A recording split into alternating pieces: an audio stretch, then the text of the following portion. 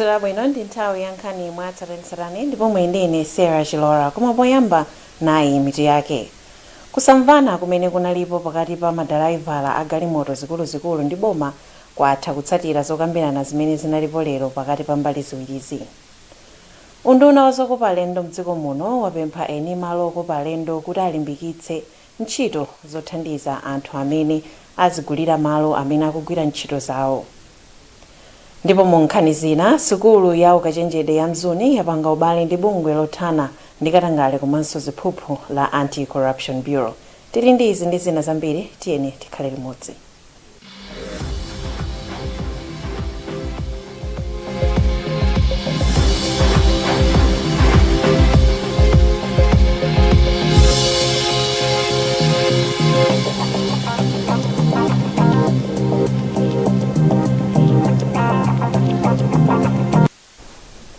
Munkhani yathu yoyamba, kusamvana kumene kunalipo pakati pa madalaivala a galimoto zikuluzikulu ndi boma kwatha kutsatira zokambirana zimene zinalipo lero pakati pa mbali ziwirizi.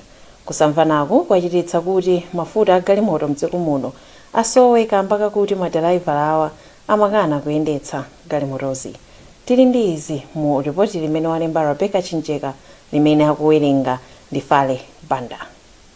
Zokambirana zinachitika mu mzinda wa Lilongwe ndipo msonkhanowo unatha pafupi maola asanu. Mwanduna zomwe zinakumana nawo anali a Richard Chimwendo Banda, a Gospel Kazako, Khumbize Kandodo Chiponda, Sosten Gwenge komanso nduna yaona zamtengatenga ndi mtokoma Anasi Chaula Mdoko. Ndipo nduna yaona zachitetezo a Richard Chimwendo Banda anati zokambiranazo zayenda bwino. Zatikomera kwambiri ngati dziko kuti tingati kuyenda limodzi nkupita mchitsogolo. Komanso zatikomera kwambiri ngati dziko kuti tingati kukumbutsana kuti pa nthawi imene tisakumvana tikhale pansi tiyende limodzi ngati Malawi. Ndipo mmodzi mwa oyimira matransporter a Bison Mipando anati akakanali koyamba kuti kukhale zokambiranazi. Tikuthokoza kuti anapanga nthawi yoti tikhoza kukambirana nawo nkufotokozera nawo mavuto amene ifeyo ngati matransporters pa zaka zambiri takhala tikumana nawo. Ndiye tikuthokoza kuti titapanga present ma issue o ndondomeko za mavuto amene tikukhala nawo nduna zathuzo zatimvera. Pakadali pano asilikali ankhondo a mdziko muno ndi amene akuthandiza kunyamula komanso kuperekeza galimoto zonyamula mafuta. Unduna wa zokopa alendo mdziko muno wapempha eni malo okopa alendo kuti alimbikitse ntchito zothandiza anthu amene azungulira malo amene iwo akugwira ntchito zawo. Mkulu woona zokopa alendo mchigawo chakumwera a Christine Chimangeni wanena izi pa ulendo wa Nkhani kumalo ena zokopa alendo ngati mbali imodzi yokondwerera sabata yokumbukira ntchito zokopa alendo pa dziko lonse lapansi. Isaac Salima ali ndi nkhani yonse. Pa ulendowu gulu la Nkhani ochokera nyumba zofalitsa nkhani zosiyanasiyana lidayamba ndi kukayendera ku nkhalango yosungirako nyama zotetezedwa ya Majete Wildlife Reserve m'boma la Chikwawa. Adakaona mmene amene akusamalira malowa a African Parks akuchitira pothandiza anthu amene azungulira nkhalangoyi. A Dave Makwale, mmodzi wa akuluakulu ku kampani ya African Parks imene ikusamalira nkhalangoyi, adati iwo akuchita ntchito zambiri pothandiza anthu akumidzi monga olipirira sukulu ana ochokera m'mabanja osowa.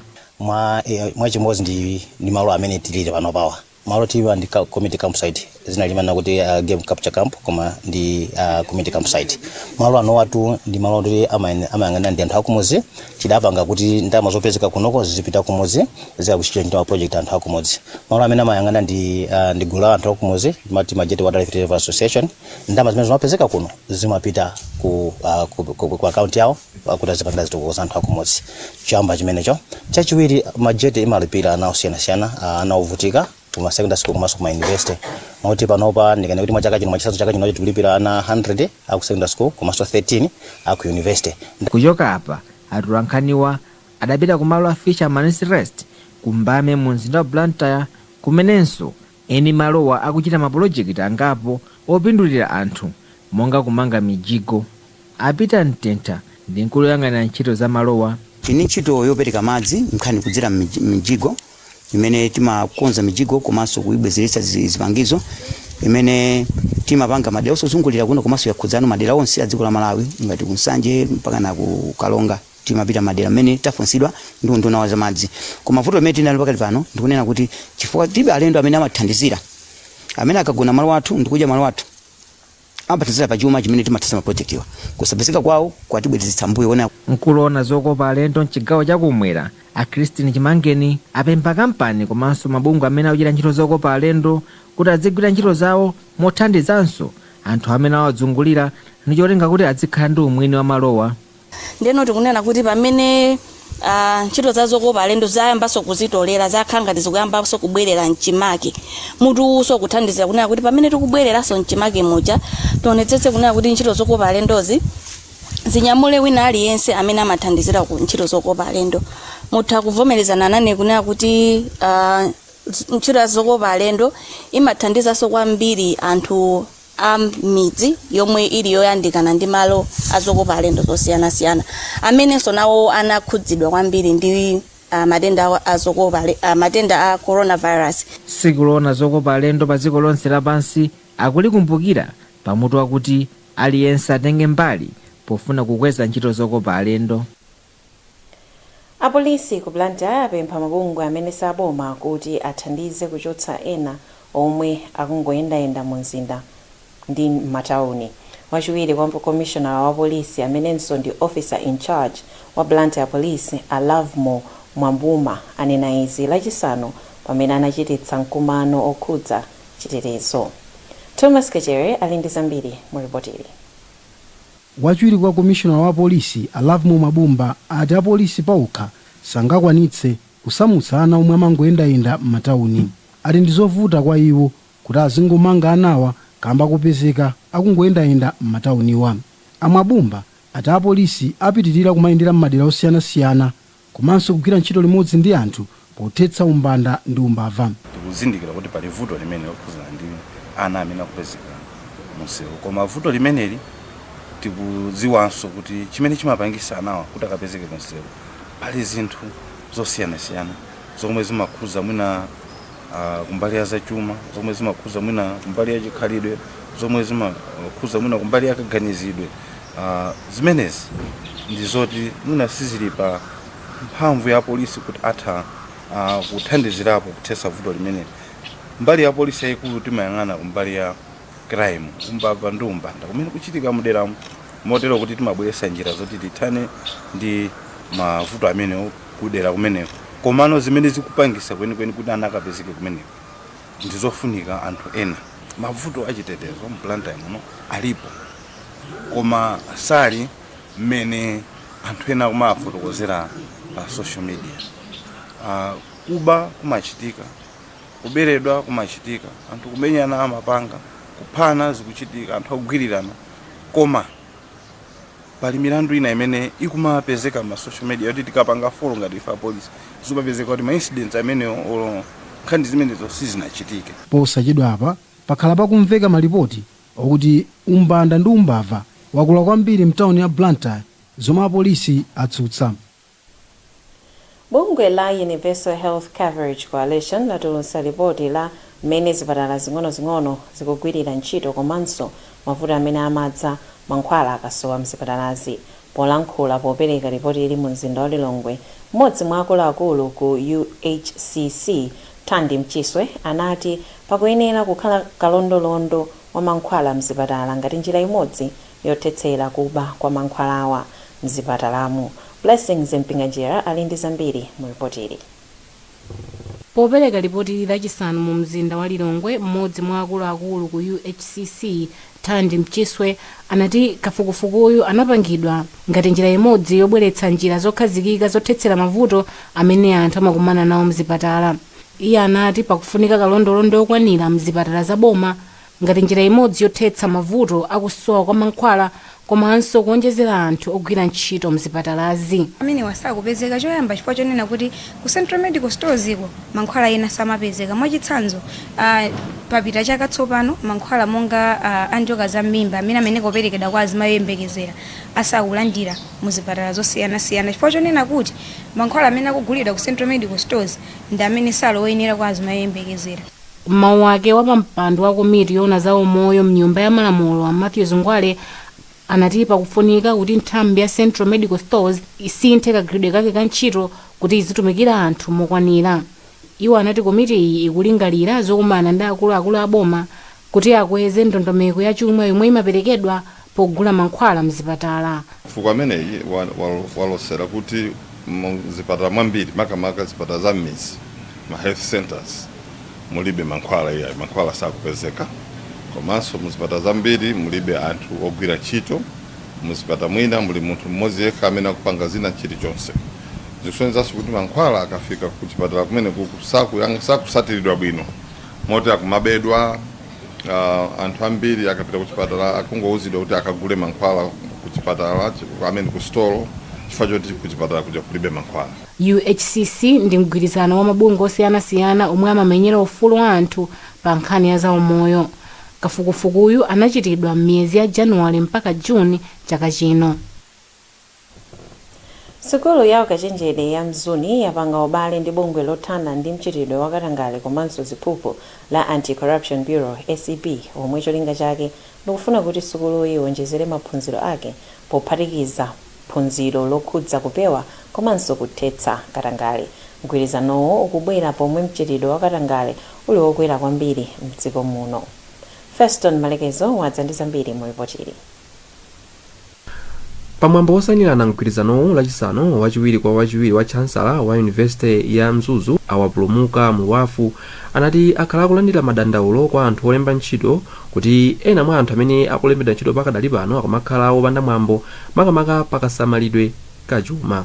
Amuluwafu anati iwo akukhulupirira kuti kuphunzitsa anthu zakusunga mwambo komanso mchitidwe olewa katangale ali achichepere njira imodzi yofunikira kwambiri ngati dziko la Malawi lingakwanirise kuthetsa katangale komanso ziphuphu mdziko muno.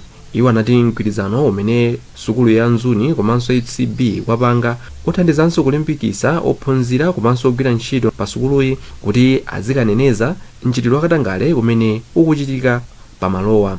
Tiziphunzitsa na sukulu ndi cholinga choti akadala ang'ono aphunzire komanso adziwe udindo wawo akamapita kukagwira ntchito kuti asamatenge nawo ku mbali ya katangale kapena kulanda ziphuphu. Poyankhulapo wachiwiri kwa wamkulu wa bungwe la ACB Aile Bodole anati anthu amene akuchita katangale mdziko muno ambiri mwa iwo ndi amene anaphunziranso msukulu monga za Mzuni, ndipo anatsinjika kuti nkofunikira kuti tsono sukulu za ukachenjedezi zikuyenera zikhale ndi maphunziro apaderadera ophunzitsa anthu zakufunikira kopewa katangale komanso ziphuphu mdziko muno. Nkhani za corruption nthawi zambiri zimakhuza anthu amene adusa m'masukulu, apita ku secondary, apita ku university, ndi kuchoka kumene kujako nawo kayamba ntchito kaya ndi mboma kaya ndi ku industry.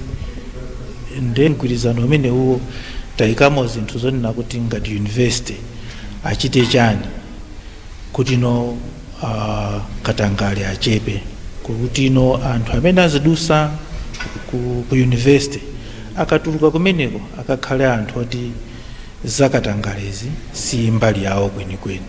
Komiti ya anthu asanu ochokera ku University ya Mzuzu komanso bungwe la ACB yakhazikitsidwa imene ione imene sukuluyi ingayikire maphunziro opewa katangale komanso ziphuphu angayikiridwire maphunziro a sukuluyi.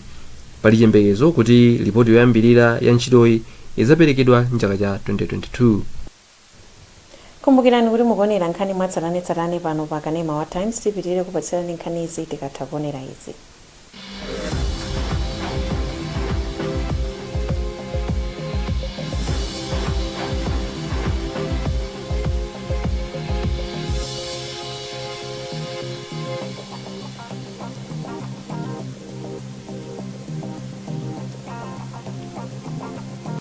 Unayo ndiyo daliliga utumiza komanso kulandira ndalama osatengera banki kapena nambala yomwe muli nayo. Unayo zonse mommo. Imbani *247# kuti mulembetse mwaulere. Standard Bank, it can be.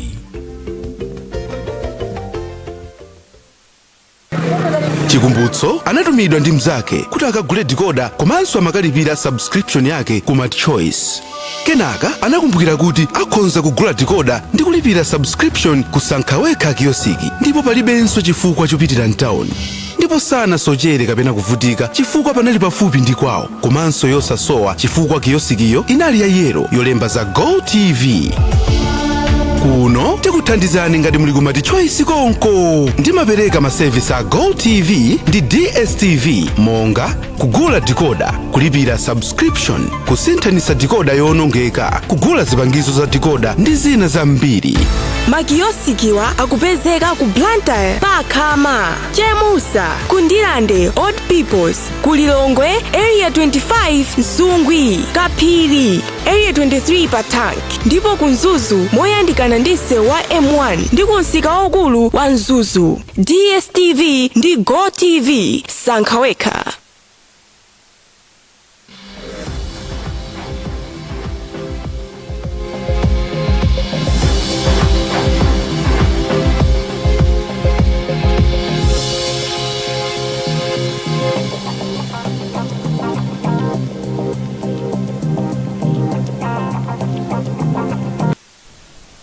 Takulandirani kupitirira ndi nkhani zathu. Otsatira chipani cha Malawi Congress ku Madzulo kwa boma la Mzimba asankha oyimba nyimbo zauzimu Adonix Muva kuti ndiye adzayimirire chipani ichi pa chisankho chapadera chimene chichitike pa 26 mwezi uno.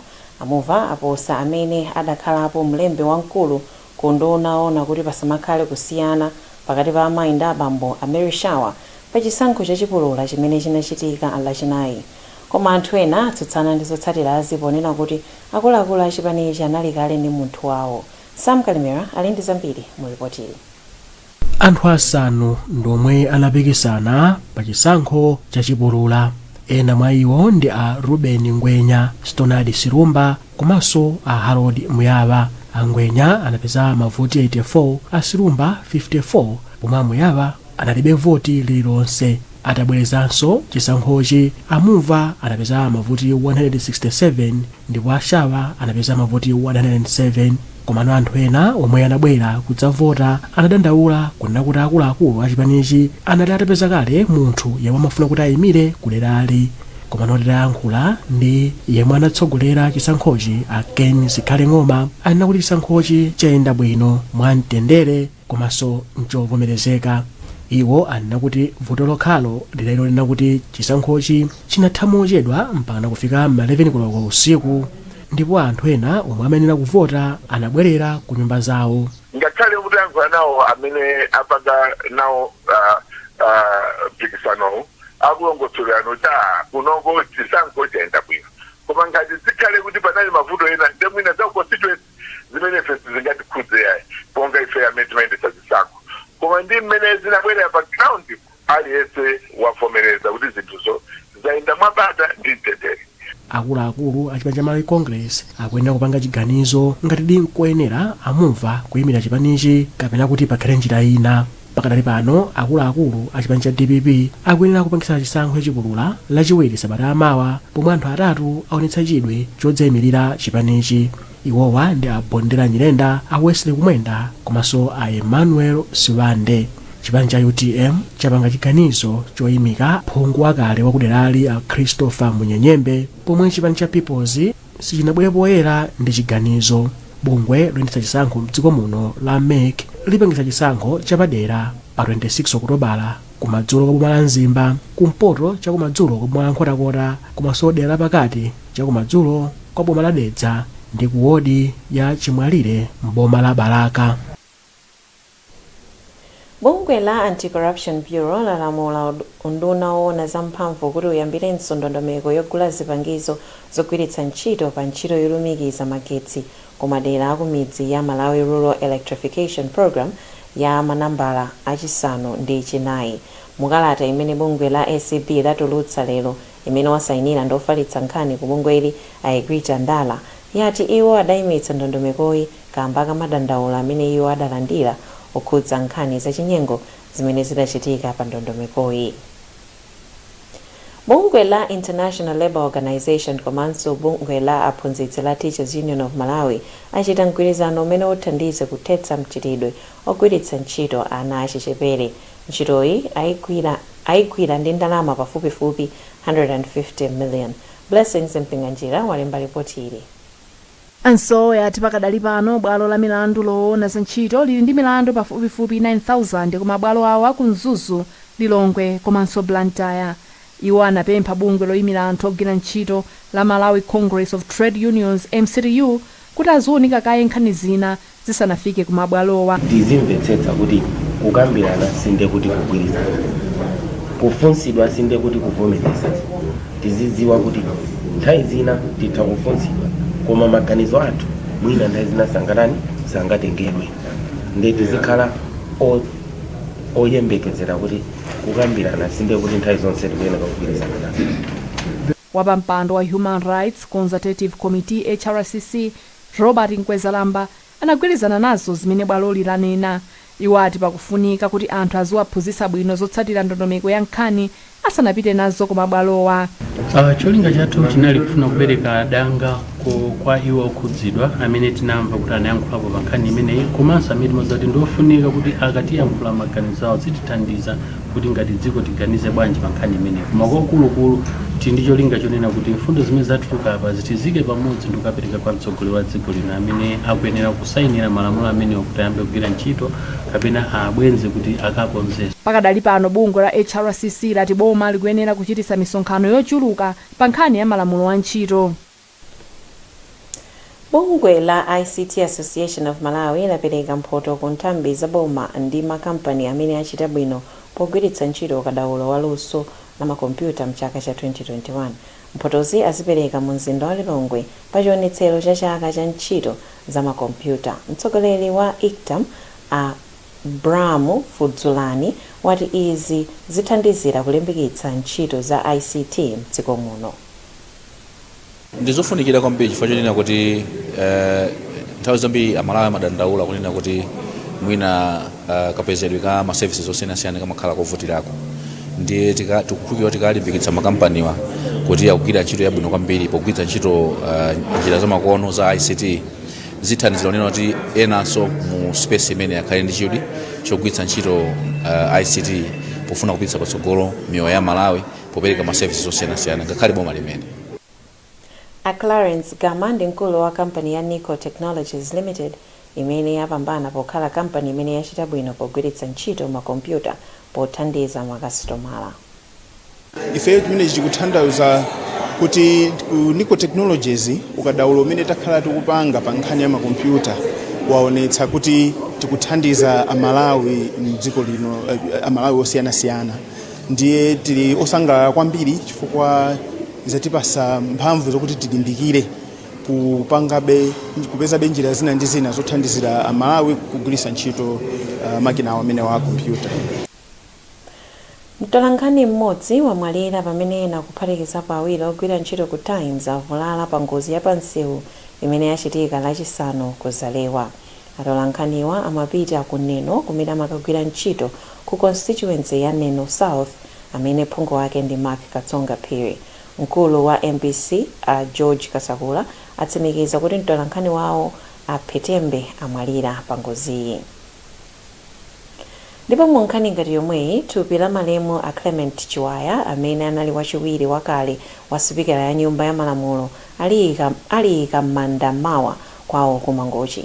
Mneneri wa chipani cha United Democratic Front UDF Yusuf Mwawa ndiye wanena izi pamene thupi analitenga lero kuchoka ku Lilongwe kupita ku Mangochi. Nkhani zathu pakadali pano ndi zomwezi koma tisadasiyane nayinso mitu yake. Kusamvana kumene kunalipo pakati pa madraivala a galimoto zikuluzikulu ndi boma kwatha kutsatira zokambirana zimene zinalipo lero pakati pa mbali ziwirizi. Unduna wa zokopa alendo mdziko muno wapempha eni malo okopa alendo kuti alimbikitse ntchito zothandiza anthu amene akuzungulira malo amene iwo akugwira ntchito zawo. Ndipo mu nkhani zina sukulu ya ukachenjede ya Mzuni yapanga ubale ndi bungwe lothana ndi katangale komanso ziphuphu la Anti-Corruption Bureau ACB. kumbukirani kuti mutha kupeza nkhani izi ndi zina zambiri pamakina pa internet pa www.times.mw, pa Facebook pa tsamba la Times 360 Malawi pochita subscribe ku 1895, komanso pa Twitter @Times360 Malawi. Chonde samani m'manja pafupi khalani motalikana ndi anzanu, valani ma mask nthawi zonse, komanso kabayitseni katemera kuti mudziteteze ku COVID-19. Ndine Sarah Chilora, Madzulo opambana.